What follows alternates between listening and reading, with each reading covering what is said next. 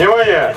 В дежурную часть МВД Подмосковской Республики поступило сообщение о том, что в районе стрельбища, расположенного на 25-м километре Бодинского тракта, по направлению к Ижевску движется автомобиль «Газель» с вооруженными преступниками.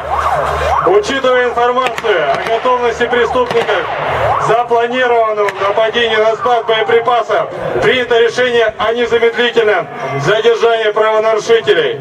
Задержание задействованы сотрудники ближайшего поста ГИБДД, сотрудники кинологической службы. Проселочная трасса блокирована специальным средством ЕЖ. Здесь же находятся кинологи со служебными собаками. Происходит задержание преступника. Вот так работают служебные собаки. Напоминаю, что кинологическая служба МВД Подмосковской Республики является одной из лучших в Российской Федерации.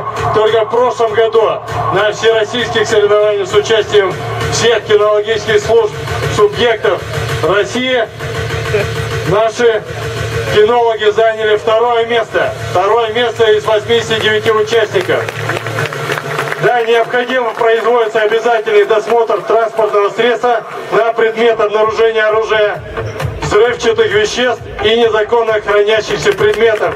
Да, вот два автомата обнаружены. Преступники посажены в служебный автомобиль дежурной части МВД Подмосковской Республики. Сотрудники ГИБДД.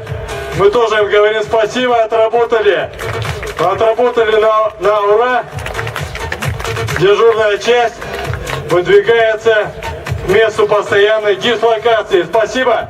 Это были показательные выступления сотрудников кинологической службы.